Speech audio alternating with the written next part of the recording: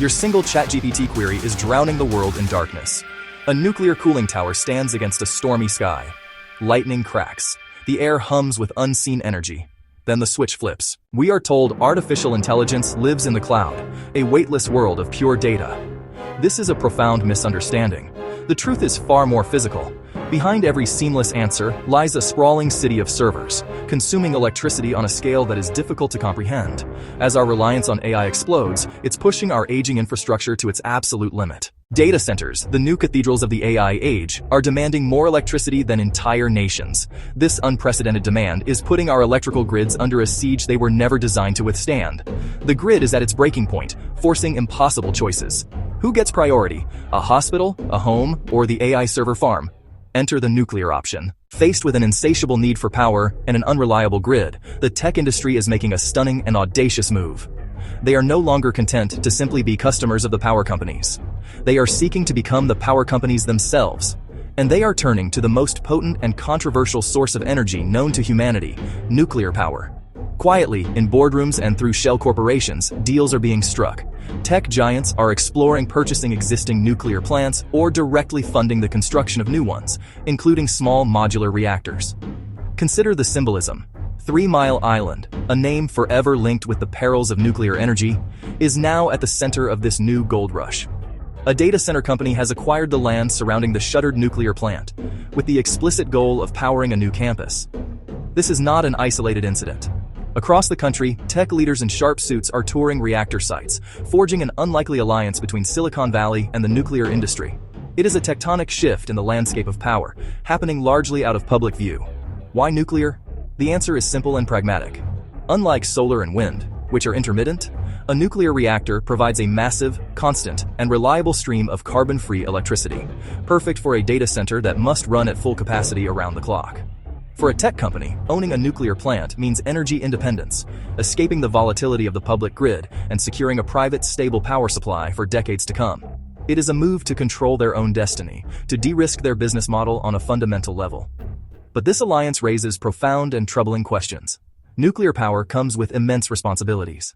The operation of a reactor requires rigorous safety protocols, long-term waste storage solutions, and robust security. Do we want these critical functions in the hands of private corporations whose primary fiduciary duty is to their shareholders, not the public? This is no longer just about building better algorithms. It is about managing one of the most powerful and potentially dangerous technologies ever created. A new arms race has begun, but the weapons are not missiles. They are reactors.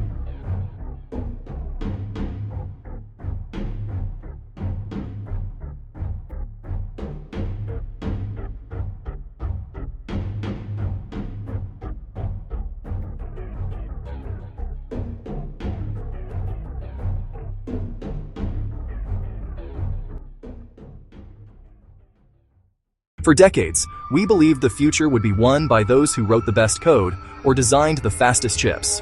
This was the central dogma of the digital age, but that equation is changing. As AI becomes synonymous with immense energy consumption, a new form of power is emerging as the ultimate prize.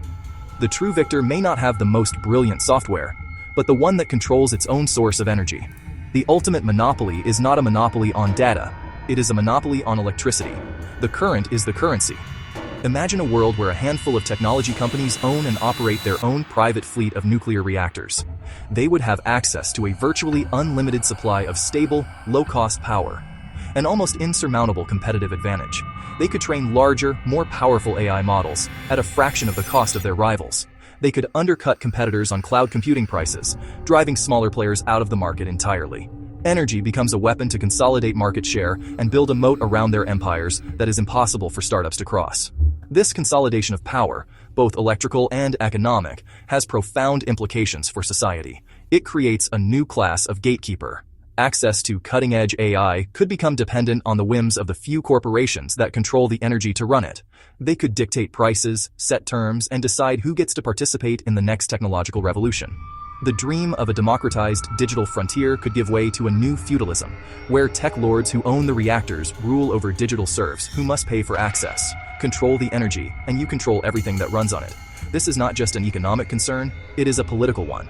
A corporation that controls a significant portion of a nation's energy supply wields immense political influence.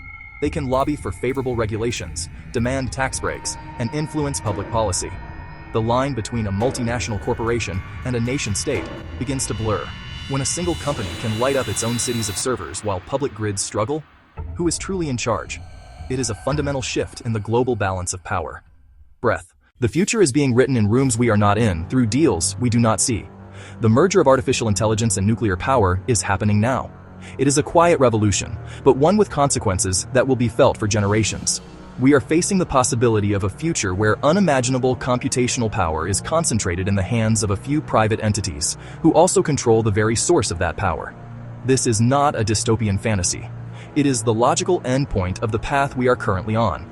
We must ask ourselves if this is the future we want. This is not an argument against artificial intelligence or nuclear energy. Both hold the potential for incredible good, but power of this magnitude, both digital and atomic, requires oversight. It demands transparency. It necessitates a robust public debate.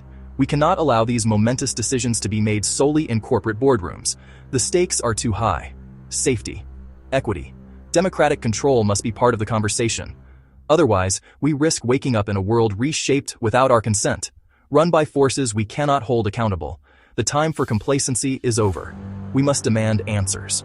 Regulators need to scrutinize these energy deals with extreme prejudice. Communities deserve to know the risks and benefits. We need a global conversation that includes energy consumption as a central topic. We can be passive consumers, or active citizens who help shape its direction. The screen fades to black. A single, stark image appears, a yellow and black nuclear warning sign.